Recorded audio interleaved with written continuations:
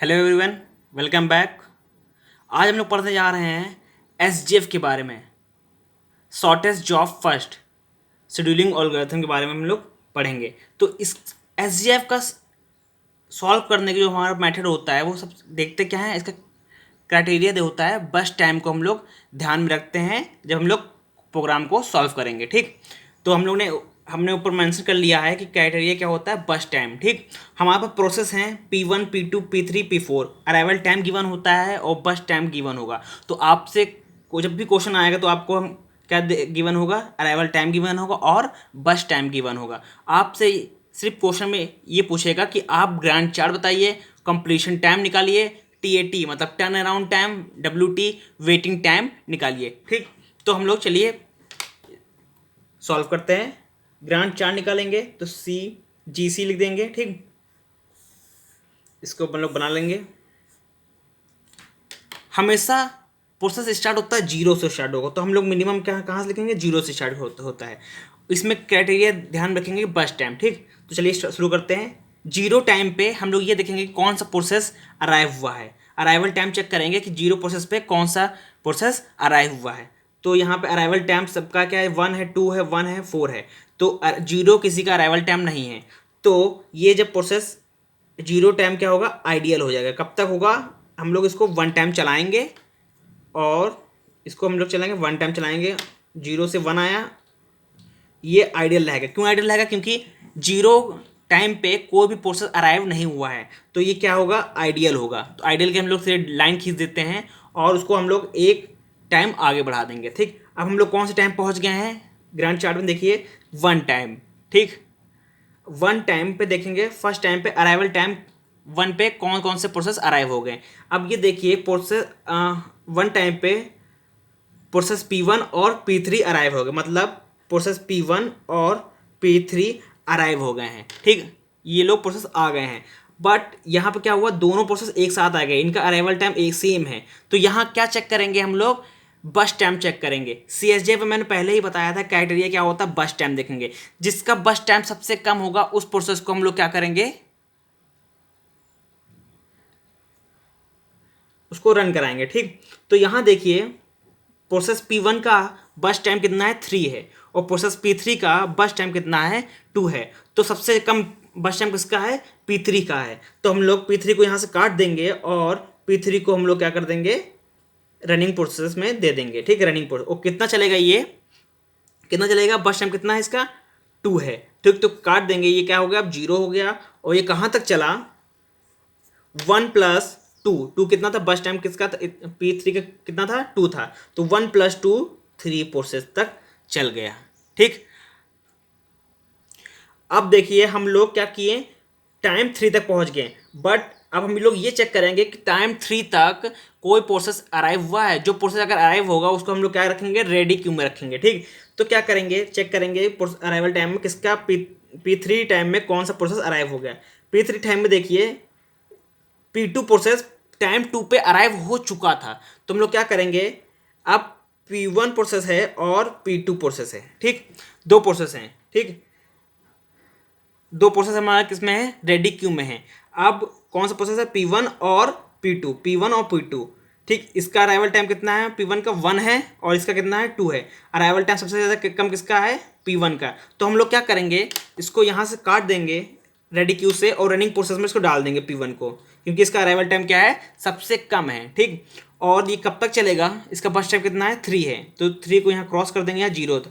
और ये कब तक चलेगा, 3 टाइम चलेगा P1 प्रोसेस। ठीक, और 3 प्लस बस टाइम किसका 3 था, तो 3+3 6 हो गया। प्रोसेस हमारा P1 कंप्लीट हो गया। अब बचा कौन सा प्रोसेस, P2 बचा प्रोसेस। ठीक, अब हमारे टाइम कौन से टाइम पहुंच गए, टाइम 6 पे पहुंच गए। अब ये चेक करेंगे कि टाइम 6 पे कौन सा प्रोसेस अराइव हुआ है। अब यहाँ गौर करने वाली बात है कि हमारा P1 प्रोसेस कंप्लीट हो गया, इस पर क्रॉस कर देते हैं, और हमारा P3 प्रोसेस कंप्लीट हो गया, इस पर क्रॉस कर देते हैं। बचा कौन सा प्रोसेस, P2 प्रोसेस ऑलरेडी हमारा किसमें है, रेडी क्यू में है, और टाइम 6 पे हम लोग पहुंच गए। और टाइम 6 पे चेक करेंगे हमारा प्रोसेस कौन सा अराइव हो गया है, P4।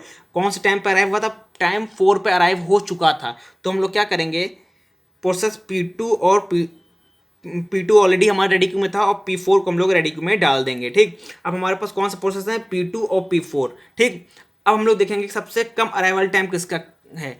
सबसे कम अराइवल टाइम किसका है, P2 का है। अगर यहाँ देखिए P2 का सबसे ज़्यादा कम है तो हम लोग क्या करेंगे, P2 को हम लोग डाल देंगे, ठीक।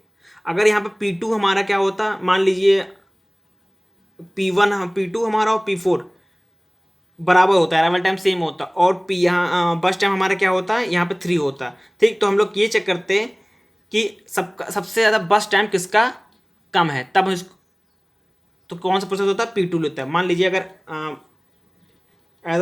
मान लीजिए इसका 4 है, ठीक, एज्यूम कर लेते हैं, और इसका बस टाइम हम लोग को क्या था, गिवन था, मान लीजिए 3 था, ठीक।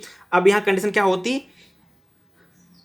P2 और P4 क्या है, अराइवल टाइम सेम है। तो इस सेम कंडीशन जब अराइवल टाइम सेम होता है तो हम लोग क्या चूज करते हैं, कौन सा क्राइटेरिया चूज करते हैं, बस टाइम देखते हैं। बस टाइम देखेंगे कौन सा प्रोसेस का बस टाइम सबसे कम है, जिस प्रोसेस का बस टाइम सबसे कम होगा उस प्रोसेस को हम लोग क्या करेंगे, रनिंग प्रोसेस में डाल देंगे, ठीक। बट यहाँ कंडीशन चेंज है तो इसको हम लोग काट देते हैं।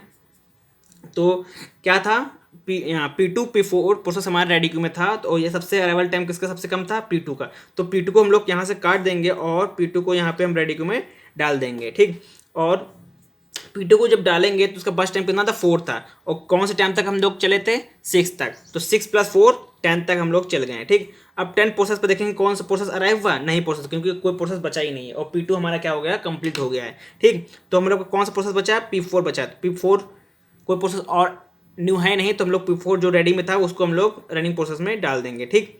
और डाल देंगे, कब तक चलेगा, P4 का बस टाइम कितना था, 4 था, तो 10 + 4 14 तक हमारा क्या चलेगा, P4 कंप्लीट हो जाएगा, ठीक। तो ये हमारे पास क्या बन गया, ग्रांड चार्ट बन गया, ठीक। अब हम लोग क्या निकालेंगे, इसका कंप्लीशन टाइम निकालेंगे। कंप्लीशन टाइम का मतलब होता है कि कौन सा प्रोसेस लास्ट टाइम कब कंप्लीट हुआ, ठीक। तो कंप्लीशन टाइम निकालेंगे इसका P1 प्रोसेस कब कंप्लीट हुआ, 6 टाइम पे कंप्लीट हुआ, तो हम लोग लिख लेंगे 6। और P2 कब कंप्लीट हुआ है, P2 10 पे कंप्लीट हुआ है। और P4 हमारा कंप्लीट हुआ है किस पे, P4 कंप्लीट हुआ है हमारा 14, और P3 कंप्लीट हुआ हमारा किस पे, 3 पे।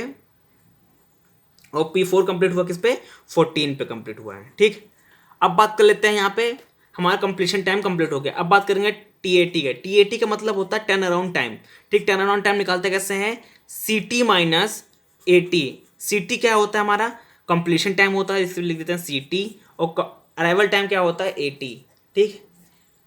कंप्लीशन टाइम माइनस क्या होगा, अराइवल टाइम, ये फॉर्मूला लगता है किसमें, TAT निकालने में। TAT मतलब टर्न अराउंड टाइम। 6 - 1 निकालेंगे कंप्लीशन टाइम, 6 - 1 5। अब इसका बचे है 10 है, कंप्लीशन टाइम 2, 10 - 2 8, 3 - 1 2, और 14 - 4 10। ये हमारा क्या निकल गया, टर्न अराउंड टाइम निकल गया, ठीक। अब बात करते हैं वेटिंग टाइम की। अब हमारा वेटिंग टाइम का फॉर्मूला होता है WT, मतलब क्या होता है, वेटिंग टाइम। वेटिंग टाइम का फॉर्मूला होता है टर्न अराउंड टाइम माइनस बस टाइम, ठीक। तो हम लोगों ने टर्न अराउंड टाइम निकाल लिया है। अब क्या करेंगे, बस टाइम देखेंगे। बात कर लेते हैं बस टाइम क्या होता है, जो पहले वाला बस टाइम होगा उसी को हम लोग कैलकुलेट लेंगे, जीरो नहीं लेंगे, जो पहले क्या था वही लेंगे। पहले क्या वैल्यू थी, इसके 3 थी, इसका 2 4 था, इसका क्या था 2 था, इसका क्या था 4 था, ठीक। तो टर्न अराउंड टाइम क्या है, 5 है, और बस टाइम कितना है 3। 5 - 3 2, ठीक। 8 - 4 4, 2 - 2 0, और 10 - 4 6। यह निकल गया है हमारा वेटिंग टाइम। तो ये हमारा क्या हो गया, कंप्लीट हो गया क्वेश्चन, ठीक। ये हमारा वेटिंग टाइम निकला है, टर्न अराउंड टाइम निकला है, कंप्लीशन टाइम निकला है, हमारा ये क्या हो गया, ग्रैंड चार्ट कंप्लीट हो गया। तो ये हमारा CSGF कंप्लीट हो गया, ठीक। मेन पॉइंट याद रखिएगा आप, जब भी SGF का यूज़ करेंगे प्रोग्रामिंग में, तो सबसे बड़े याद रखिएगा बस टाइम क्राइटेरिया। अगर जहाँ पे भी हमको अराइवल टाइम दो प्रोसेस के सेम मिलते हैं तो उस समय हम लोग क्या चेक करते हैं, बस टाइम।